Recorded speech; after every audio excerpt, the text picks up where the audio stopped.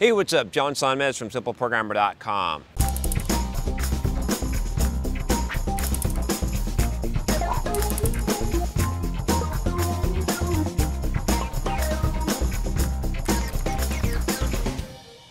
So I got a question recently that didn't come via email, but someone had commented on this YouTube video. So I did this video on actually someone else's channel on Engineered Truth. He interviewed me about my real estate investments, and someone on there asked a question of, should I pay off my house? I've gotten this question a lot, doing real estate investment.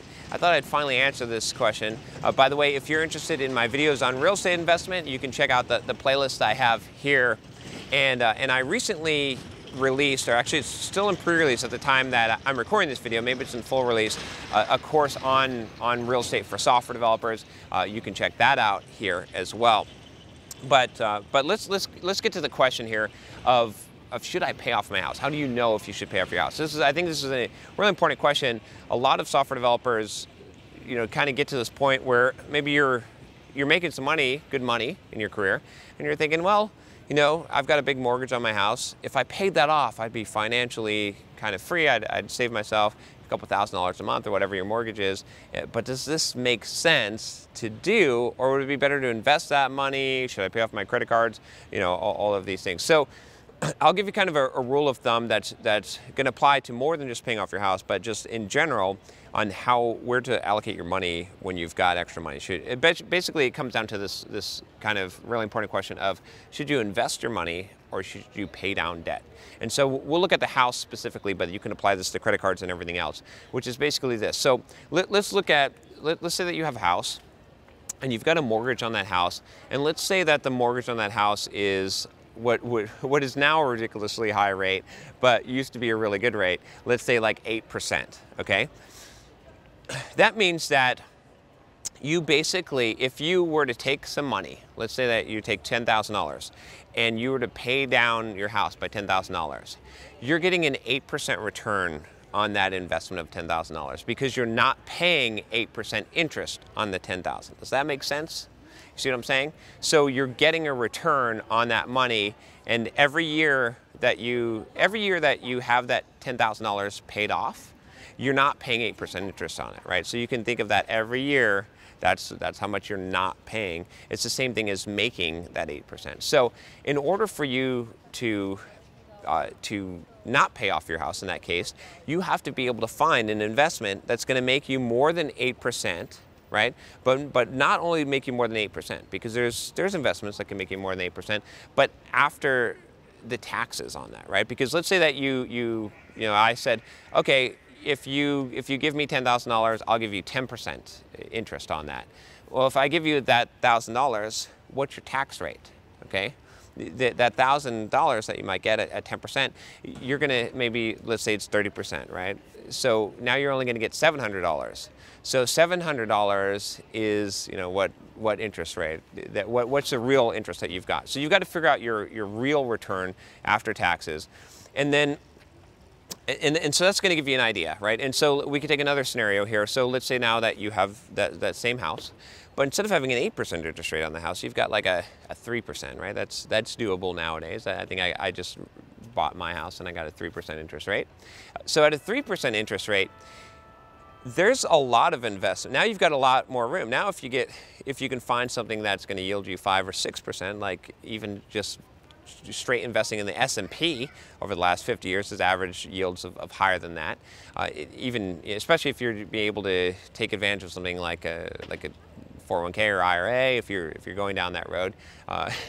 I'm not the biggest fan of those. You can watch my video on making choices on retirement, why I don't like 401ks necessarily, but if you go down that road.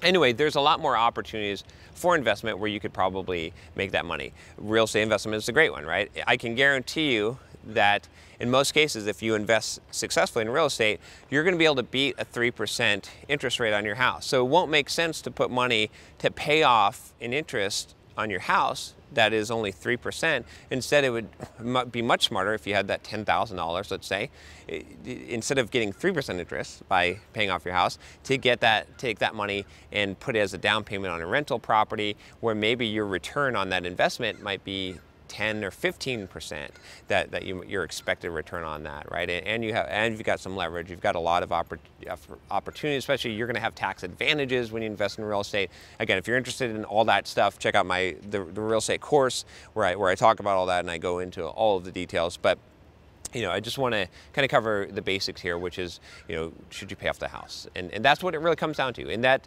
is, can you take that money? Can you put it somewhere else and make a higher rate than, what you can think of your house as this, right? Or any kind of debt that you owe. It's a guaranteed return. It's a guaranteed return on your investment. There's not too many places you can get a guaranteed return, but if you owe money and you're being charged interest, I guarantee you that if you pay down that amount and you're not being charged interest on that, you've got a guaranteed return. So that's what you should think about. Same thing goes for credit cards and whatever you're considering. If you're trying to make that bigger choice between should I pay down debt or invest, it's not a yes or no answer. It's not. So many people will tell you, "Oh, pay down your debt first." Not true. If you have a house that only has like a 3% interest rate, or if I gave you a no interest loan, it would be stupid to pay down that debt first. Take that money and use that money to invest, where you're going to get whatever the difference is. That's what your yield is, right? So if you got a 3% mortgage and you find an investment that gives you 6%, you've made 3% on the money essentially that the bank is loaning you. If that makes sense to you. So anyway, good question. This is definitely one that I think a lot of people struggle with, but that's how I think about this. And it can be hard because you've got the security of paying off your house feels like the right thing. But if you're talking about it from a purely financial perspective, what is going to be the most profitable in the long run, it's always going to be to look and see where you get the highest yield on your money. And like I said, you look at your debts, you look at what you could do with that money if you didn't pay off the debt, and essentially what you can think of as that debt is borrowing money for an investment, if you can have a higher yield in the investment. So anyway, if you like this video, if you'd like to get more real estate, financial, personal development, and software development career advice, click the subscribe button. I put out 2 to 3 new videos a day. That's right. And you can check them out just by clicking that subscribe button below. And I'll talk to you next time. Take care.